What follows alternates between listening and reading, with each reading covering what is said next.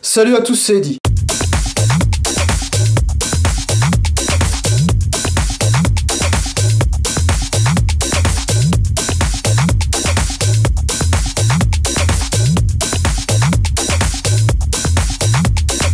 Alors aujourd'hui tuto spécial, car aujourd'hui nous allons faire un petit vlog d'une petite minute pour vous situer un peu l'endroit où j'étais la dernière fois. C'était à Kynanes Cove. Kynanes Cove dans les Cornouailles, dans le Lizard exactement. Vous allez pouvoir situer un peu le lieu où j'étais, et grâce à cela, après nous allons faire un petit tuto sur Luminar 3 ou Luminar Flex, comme vous le sentez.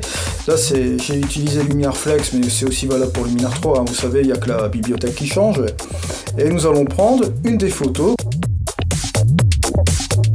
Voilà, petit format spécial aujourd'hui, vous me direz ce que vous en pensez dans les commentaires.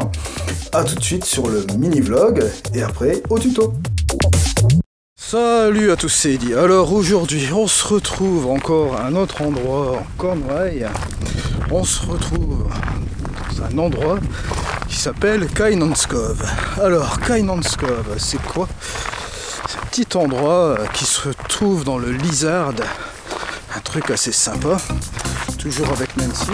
Ça va Nancy? Ouais. Toujours prête? Oui. Allez, on y va, on est parti.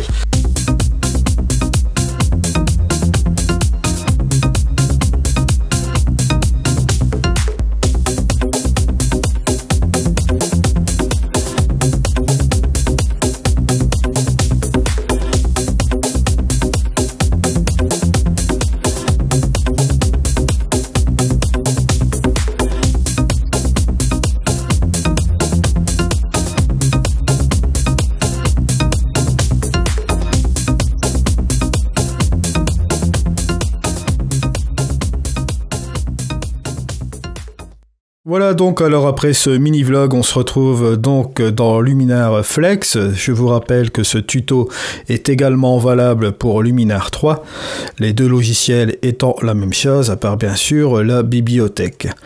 Voilà, alors aujourd'hui je vous propose donc une des photos que j'ai prises lors du mini vlog que je vous ai présenté juste à l'instant. Une photo donc de Kynanes Cove, une des falaises qui est juste ici, avec une composition, comme vous pouvez le remarquer ici, avec des nuages qui sont juste là. On est profité ce jour-là, bon bah c'était en pleine journée, hein, du daylight comme on dit, mais avec les nuages. Donc c'était intéressant pour aujourd'hui, pour un tuto je trouve. Donc photo prise à main levée. Aujourd'hui nous allons transformer cette photo de manière créative. On a tous les éléments pour, ici les nuages, là cette grosse falaise qui est pas trop mal du tout. On a aussi tous ces petits chemins là qui partent par là. On peut faire quelque chose peut-être en dodge and burn. Et cette grosse partie d'eau de la mer aussi qui est là.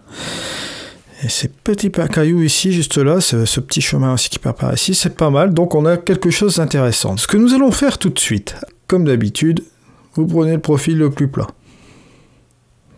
Voilà, je vous rappelle que si vous n'avez pas le profil plat, vous décontrastez un petit peu sur le curseur contraste et vous pouvez repartir sur une base, on va dire, sur une base de profil plat. Et après, bon, il suffira de tuer quelques petits curseurs, un truc comme ça. Ensuite, on va faire les distorsions de l'objectif, les aberrations chromatiques et aussi les franges. Donc, après, on va aller dans la succession de filtres. Vous allez me dire, qu'est-ce que je vais faire? Je vais aller chercher le spectaculaire. Je vais expliquer un petit peu pourquoi le spectaculaire. C'est un filtre qui est très très intéressant. Ici, on va faire notre point blanc. Je vais pas m'embêter, je vais aller chercher, on va dire... moi, ça c'est plus ou moins bien, ouais, regardez, 190, faut s'assurer, ouais, on va dire à peu près comme ça, ouais. Point blanc, point neutre, ouais, ça va pas changer grand chose. Je vais voir un petit peu si je ne peux pas, ouais, voilà, descendre un petit peu la température plus dans les tons bleus, ça me plaît mieux comme ça. Alors, voyons un petit peu le avant et le après. Ouais, c'est un peu mieux comme ça, j'aime bien. Et là, j'ai utilisé le spectaculaire. Le spectaculaire, bon, j'ai mis le filtre là directement. Vous avez vu, bon, directement dans ce filtre-là, le spectaculaire, qu'est-ce que ça fait? Ça désature ici l'image et ça vous montre un peu les contrastes, ces contrastes locaux. Ça vous booste un petit peu la luminosité. Et vous allez voir, je vais pousser le curseur de spectaculaire, juste comme ça, sans toucher à l'outil développement qui est ici. Et vous allez voir. Hop, vous voyez, on a déjà quelque chose de très très beau. Finalement, ce contraste nous a fait une belle séparation. Et regardez, ça nous a donné tout de suite plus de relief au niveau de notre image aussi, ce qui n'est pas trop mal. Donc là, voilà. Ici, ne pas s'inquiéter avec les nuages aussi également. On va procéder sur quelque chose après, je vous montrerai, j'ai une petite idée là-dessus. Alors, on va ajouter tout de suite un autre filtre. Là, je vais m'amuser avec l'heure dorée. L'heure dorée, pourquoi? Pour réchauffer un peu mon image. Juste encore comme ça. Pour lui donner un aspect, on va dire, plus golden hour. Je sais très bien que c'était en plein après-midi, mais bon, déjà là, on est quand même un petit peu plus ou moins gagnant par rapport à l'image de départ. Je vous rappelle, on était parti sur là-dessus. Voyez, et hop, on est arrivé là, avec du relief et tout ça. Ça pète un petit peu plus, c'est déjà pas trop mal. Alors, ce qu'on va faire tout de suite, c'est aller chercher aussi notre contraste avancé. Et là, je vais voir un peu si je peux pas encore davantage jouer sur les différentes zones de contraste au niveau de mes ombres, mettons moyen, mais haute lumière. Voilà, on regarde ce que ça rapporte encore en plus. Un petit plus légèrement comme ça, c'est pas trop mal. Je trouve ça bien. Et là, ensuite, allez, on va pas chercher midi à 14h, comme on dit, je vais aller chercher mon densité plus, densité moins. Juste ici, voilà. Et je vais commencer un petit peu à éclaircir certaines zones. L'intensité, allez, je vais mettre ça à 11%. Cette partie-là, voilà, ce sera pas trop mal, je pense. Voilà, juste cette partie qui est ici, voilà. Voilà, juste un peu comme ça.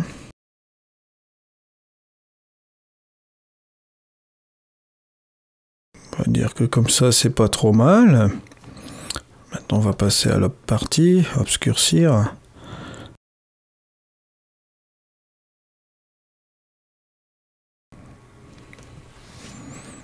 Voilà, et les nuages, je ne vais pas y toucher.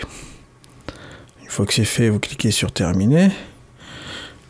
On va regarder un petit peu ce que ça donne entre le avant, voyez, et le après. On a rajouté quand même un petit peu de relief, un peu à ce niveau-là. C'est assez sympa, je trouve. Alors comme je vous disais, les nuages, je ne vais pas y toucher parce que cette fois-ci, je vais utiliser autre chose pour les nuages. Alors je vais ajouter directement un filtre ici. Là, je regarde si je peux pas faire encore autre chose. Je pense que là, je suis pas mal. Je vais rajouter un calque. Voilà.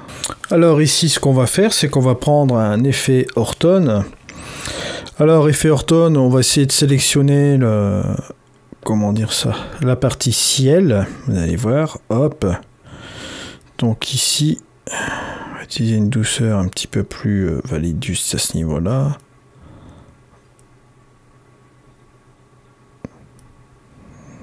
Je regarde un peu ce que ça donne par rapport à avant. Seulement bien sûr au niveau des nuages.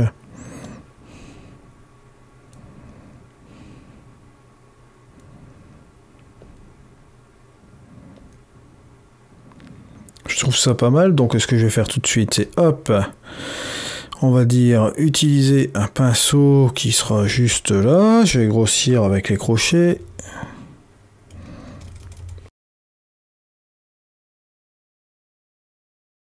Et ce que je vais faire, je vais aller directement ici et chercher ma progressivité comme d'habitude. Voilà, et au niveau de la densité, je vais regarder si je peux pas la La progressivité juste un peu là. Ce que je vais faire, c'est enlever la partie du bas ici. Voilà. Pour que la sélection soit un petit peu plus douce. Voilà, juste à ce niveau-là.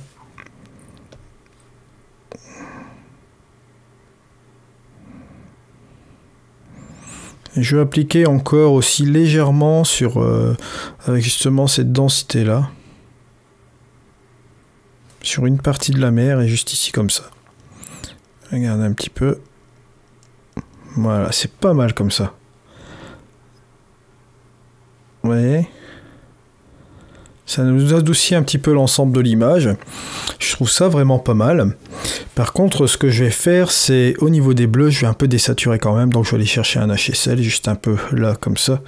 Et au niveau de la luminance, ou bien plutôt de la saturation, voilà, je vais baisser légèrement cette saturation des bleus. Voilà, juste un petit peu comme ça. Au niveau du ciel, hein, toujours. Voilà. Donc, on en arrive à ce résultat-là qui est pas trop mal. On va regarder par rapport au départ. Donc là, c'est l'image de départ et là, c'est après. Vous voyez? Donc, on a réussi quand même à faire un résultat assez sympathique. Vous voyez, par rapport à cela. Juste un peu comme ça. Et rien ne nous empêche après d'aller sélectionner juste... allez... Là, je vais aller rechercher un calque. C'est un calque de réglage. Voilà. On peut aller chercher l'embellisseur de ciel. Juste un petit peu comme ça. Ouais, c'est pas trop mal. L'ensemble de la photo est pas mal. Et ce qu'on peut faire aussi, c'est toujours les petites touches finales qu'on va mettre sur ce dernier calque. Pourquoi pas aller jouer sur la vibrance de notre photo. On va monter un peu notre vibrance. Voilà. Toujours en étant prudent avec la saturation. Donc voilà, ça c'est les deux petits réglages de départ. L'embellisseur de ciel, je vais sans doute le baisser quand même parce que ça va faire un désordre sur l'image et l'équilibre final. On en arrive donc à la version plus ou moins finale. Regardez par rapport à l'image de départ, c'est pas mal. Maintenant, ce que je préconise peut-être de faire, c'est justement aller dans l'outil, faire un recadrement de l'image. Je vais regarder si en 16/9, ça passerait pas trop mal.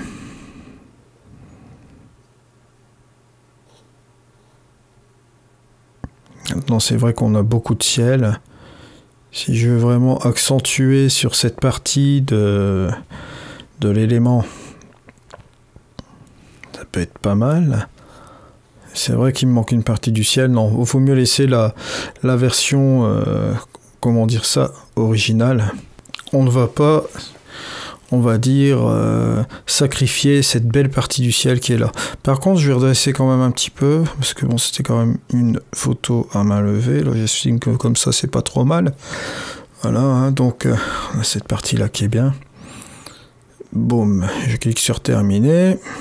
Et puis là, ce qu'on va faire aussi, c'est bien sûr terminer par un petit vignettage, comme je vous ai dit, ce sera pas trop mal. Là, je vais baisser cette vignette, cette taille. La vignette, peut-être la mettre comme ceci, avec un arrondi, bien sûr, voilà, et une progressivité juste comme ça. Et là, cette fois-ci, je vais définir quand même le centre sur une partie, on va dire peut-être là, voilà. Peut-être le fond comme ça. Ouais. Quand même insister sur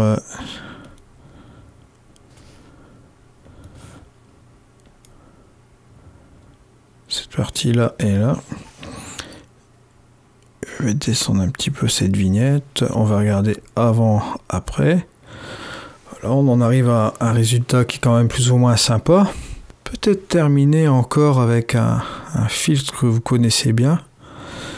Et là, on va terminer avec un éclat de l'image, mais cette fois-ci, je l'ai mis encore sur un autre calque à pair. On va s'amuser un peu comme ça, vous voyez. Encore peut-être un peu plus de chaleur, ouais. Mais là, cette fois-ci, ce que je vais faire, c'est un masque de luminosité. Mais masque de luminosité qui va s'appliquer sur l'ensemble de l'image. Je laisse faire le Luminar Flex. Voilà. Comme vous pouvez le constater ici, on a le avant et le après. Ça rajoute encore un petit peu plus de, on va dire, de lissage au niveau de notre image, au niveau de notre nuage, ce qui n'est pas trop mal. Ça ajoute un petit peu plus de luminosité aussi, comme ceci. Voilà la version finale. Ce que je vais peut-être faire aussi, c'est comme j'ai fait mon embellisseur de ciel.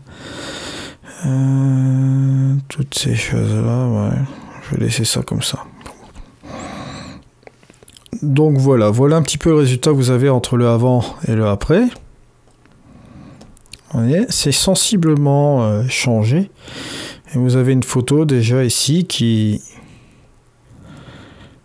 frappe un petit peu plus. Voilà. Au niveau des couleurs, vous voyez déjà, on a gagné quelque chose de plus sympa.